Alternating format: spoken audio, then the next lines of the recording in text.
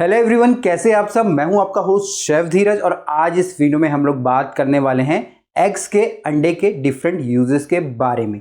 हम लोग एग को एक इंग्रेडिएंट मानते हैं और इंग्रेडिएंट के तौर पे उसकी एक सेपरेट आइडेंटिटी भी है, बट मैक्सिमम अगर आप डिशेस देखेंगे तो अंडे का प्रयोग as a main character use नहीं किया जाता है, as a main ingredient use नहीं किया जाता है, उसका यूज किया जाता है एज अ सपोर्टिंग में, जैसे कि हमारे बाइंडिंग में, हमारी कोटिंग में। तो वही सारे क्या क्या प्रोसेसेस होते हैं आज इस वीडियो में मैं आपको बताने वाला हूं, ताकि आप भी अंडे के जितने भी यूजेस होंगे या हो सकते हैं जो कि आपको अब तक नहीं पता होगा, वो सारी की सारी चीजें आप इस वीडियो से समझ जाएंगे।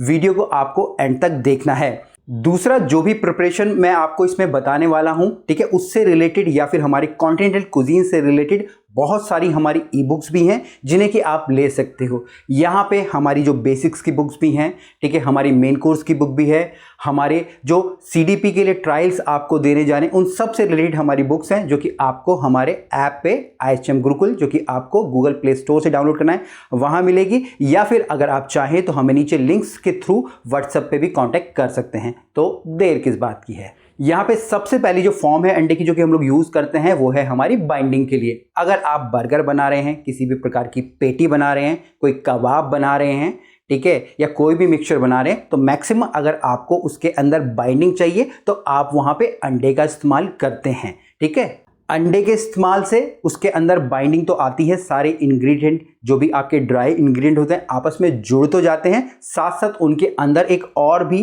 एक्स्ट्रा टेस्ट ऐड हो जाता है हमारे अंडे का। दूसरा, यहाँ पे अंडे का प्रयोग किया जाता है कोटिंग करने के लिए। जैसे मान लीजिए मेरा ब्रेड क्रम्ब है, ठीक है, या मेरा पोलेंता है, ठीक है, या सेवियां है, ठीक है, या किसी भी प्रकार का ऐसी डस्ट है जो कि हमको किसी एक मेन इंग्रेडिएंट के साथ हमें कोट करनी है, तो हम लोग वहाँ पे अंडे की स्लरी बनाते हैं, या अंडे के साथ मैदा मिक्स करके कोई स्लरी बनाते हैं, या फिर सिर्फ प्योरली अंडे का इस्तेमाल करके भी, अंडे को अगर अच्छे से फेंट ले उसका इस्तेमाल करके भी हम लोग कोटिंग की तरह यूज़ कर सकते हैं। जैसे मेरी फिश फिंगर हो गया, मेरे कटलेट हो गए, मेरे क्रोकेट हो गए, हमारी पनीर की फिंगर्स हो गया, तो वहाँ पे कोटिंग के लिए हम लोग अंडे का इस्तेमाल करते हैं। तीसरा यहाँ प्रयोग अंडे का जो सबसे ज्यादा किया जाता है वो बेकरी में किया जाता है लिविंग के लिए। ठीक है ना, लिविंग का मतलब क्या होता है, आपके पास अंडे, ठीक है, अंडे है, अंडे का जो व्हाइट पार्ट है उसको अच्छे से फेंट लिया जाता है और फुला लिया जाता है, जिसके के कारण अंडे के अंदर हवा भर जाती है और एक तरह की स्नो बन जाती है। ठीक है, जो कि यूज की जाती है कहाँ पे, हमारे केक में, स्पंज में, और इवन इसके अंदर अगर हम लोग शुगर मिला दे, पीसी हुई शुगर बना दे, तो वो एक तरीके से मिरांग बन जाती है, जो कि एक डिश के तौर पर भी यूज किया जाता है। तो यहाँ पे बेकरी के जितने भी प्रोडक्ट होंगे, अगर आपको फूले फूले दिखाई दे रहे हैं, ठीक है, कोई मूज है, तो वहां पे मैक्सिमम वहां पे अंडे के जो एग वाइट का यूज किया जाता है।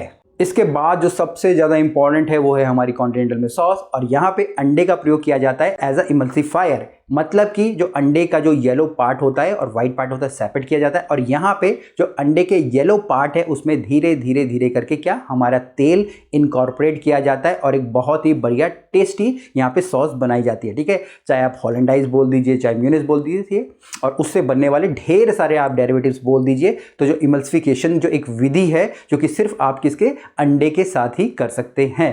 एक और विधि होती है, ठीक है, थिकनिंग की। आप लोगों ने मैक्सिमम अगर कॉन्टिनेंटल के शेफ हो तो आप लोगों ने अपना वलूते बनाया होगा, चिकन वलूते, ठीक है, उसके अंदर हम लोग क्या करते हैं, अंडे का जो येलो पार्ट होता है उसको क्रीम के साथ मिक्स करते हैं, उसे अच्छे से फेंट लेते हैं और फिर उसको ऐड कर देते हैं किसमें, अपनी जो वलूते के अंदर। अब यहाँ पे जो वलूते हैं वो हल्का सा उसे थिक भी हो जाता है, क्योंकि इसके बाद कुकिंग नहीं करनी पड़ती। ठीक है, और उसका जो टेस्ट भी उसका वहाँ पे इनहेंस हो जाता है। इसको लाइजन बोलते हैं और इसको as a thickening agent use किया जाता है हमारे वलूते में, और ये सिर्फ हमारे जो अंडे के द्वारा ही हो सकता है। इसके बाद जो नेक्स्ट विधि है वो है मेरी क्लैरिफाइंग। ठीक है, अंडे के अंदर खासकर हमारे व्हाइट पार्ट के अंदर बहुत ही ज़्यादा एक तरीके से पावर होती है, जितने भी इम्प्योरिटीज़ होती है वो सबको आपस में बांध लेता है, क्योंकि ये प्रोटीन है।